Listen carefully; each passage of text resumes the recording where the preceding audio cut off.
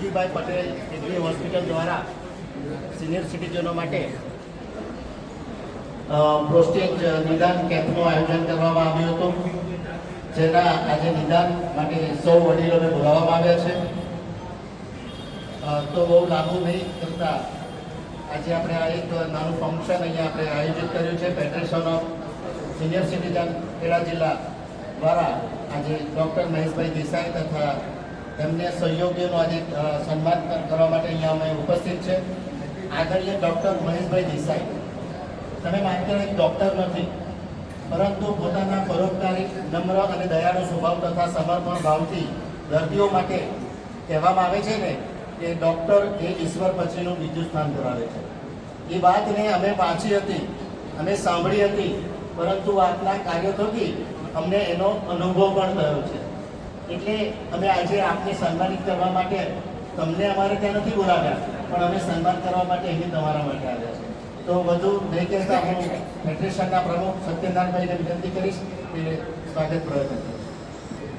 આજના આ શુભ દિવસે તમને જય મહારાજ, જય શ્રી કૃષ્ણ. આપણે federation of senior citizen Kheda દ્વારા જે બ્રહ્માકુમારીમાં કેમ્પ કરવામાં આવેલો એના નિદાન માટે આજે સૌ ભેગા થયા અને સૌ મિત્રો અહીં સમયસર હાજર રહ્યા. એના માટે આપનો ખૂબ ખૂબ ફેડરેશન વતી આભાર માનું.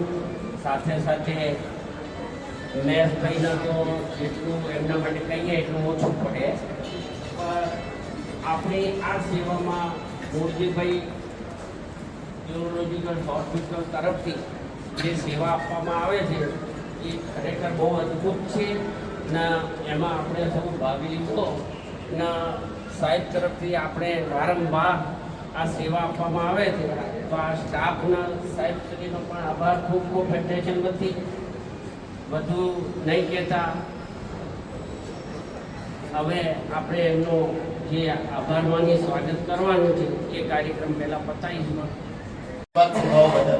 આપને ભારત સરકાર દ્વારા પ્રતિષ્ઠિત પદ્મશ્રી એવોર્ડ અને તબીબ જગતનો સર્વોચ્ચ ડૉક્ટર ડીસી રોય એવોર્ડથી સન્માનિત કરવામાં આવ્યા છે.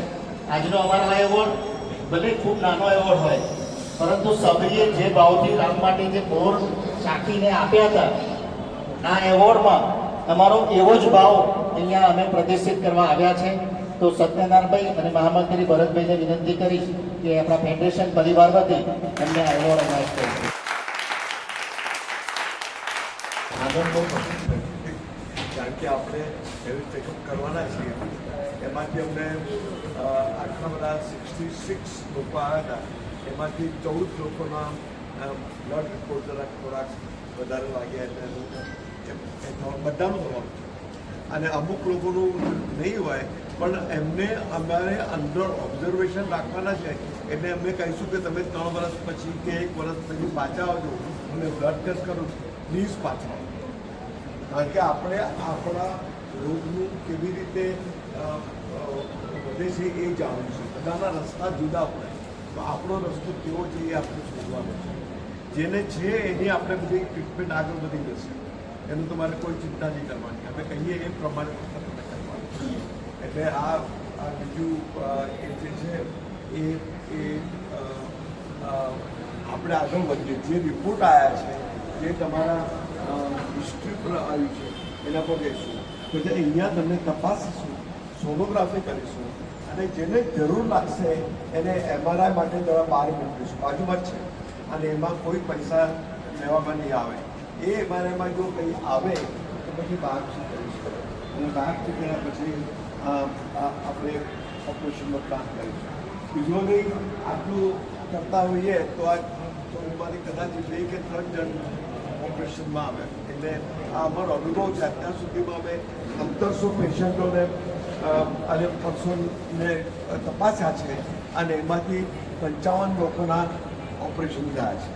એટલે બાકી બધાના બીજું કંઈ નીકળ્યું એ પણ અમે કરી આપીશું, એટલે એનો વાંધો નથી. પણ તમે અહીંયા આવ્યા અને હેલ્થ આ સૌથી અગત્યનું છે. તો હેલ્થ સારી હશે તો આપણો દેશ સારો હશે. તો આપણે હેલ્થ માટે આપણે આ કરવાનું. તમે ગમે ત્યારે ગમે તે વખતે તમારું આ જે કાર્ડ છે સાચું રાખજો. એ અમે એ જોશે તો એ તમને બધું ચેકઅપ બધું કરીને આપશે. અને તમે અહીંયા તપાસો ત્યારે તમારે કોઈ પણ તમે વાંચી હશે ચોપડી અને એ ચોપડી વાંચ્યા પછી તમને કોઈ પણ પ્રકારનું પૂછવાનું હોય કે કોઈ ક્વેશ્ચન હોય તો જરૂરથી પૂછો. એમાં કોઈ સંકોચ રાખતા નહીં. રાઈટ, તમે બધા આપણા ભેગા જ છીએ બરાબર છે.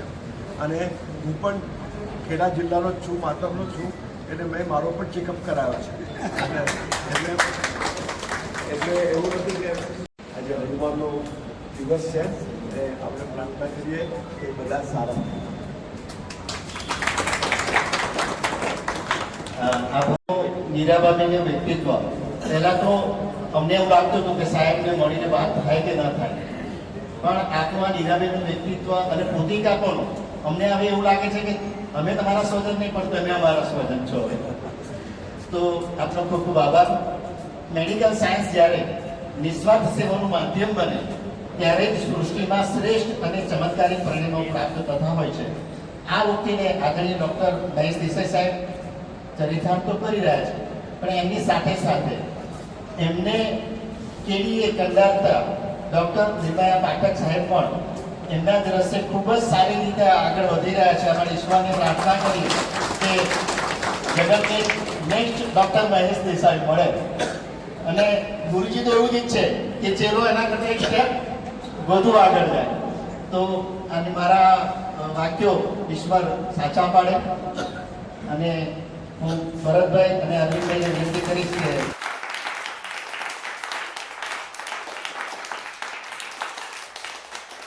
નૈતિક મૂલ્યોને જાળવી રાખીને સારવાર આપવી એ મુરજીભાઈ પટેલ કિડની હોસ્પિટલનો સાચી ફિલોસોફી છે, જે માત્ર કહેવા પૂરતી નથી પણ હકીકતમાં વાસ્તવિકતા છે જે આ દર્શાવે છે.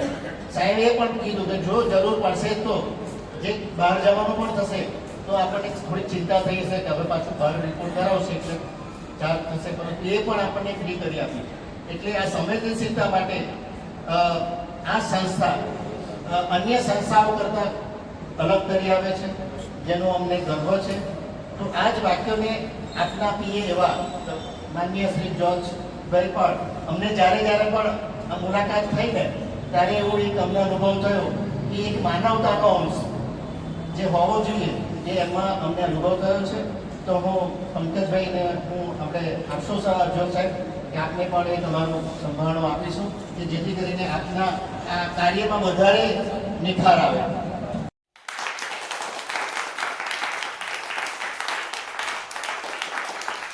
શ્રી પ્રકાશભાઈ મેઘવાન કે જો માર્કેટિંગ એક્ઝિક્યુટિવ તરીકે ખૂબ જ સારી કામગીરી ભજવી રહ્યા છે.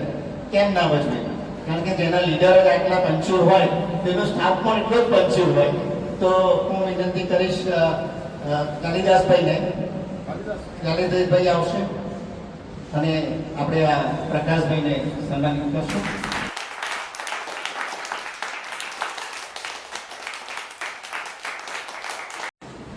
આ બધું અમારા એક જણનું કામ હતું.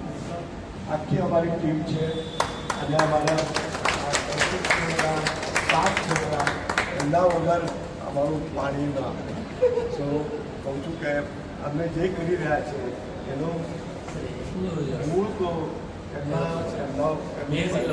અને એના ઉપર છે. અને પૈસા આ લોકો બધા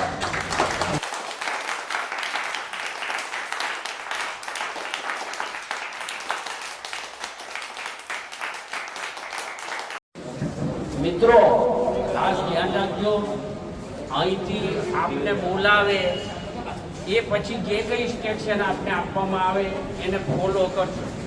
કેમ કે આ શું છે, આ એ બીજા ડૉક્ટર કે બીજા હોસ્પિટલ જેવું નહીં કે ભાઈ કેમ્પમાં ગયા એટલે આ તો કંઈ ભરવી જશે એવું કશું બરાબર. એટલે એમણે જે કંઈ નિદાન કરીને આપને સજેશન આપે એ સજેશન પર ફરી બોલાવે તો બી આપણે સમય કાઢીને એમના અનુસાર આવીએ તો આ ભવિષ્યમાં તમને ઘણું બધું સારું થાય.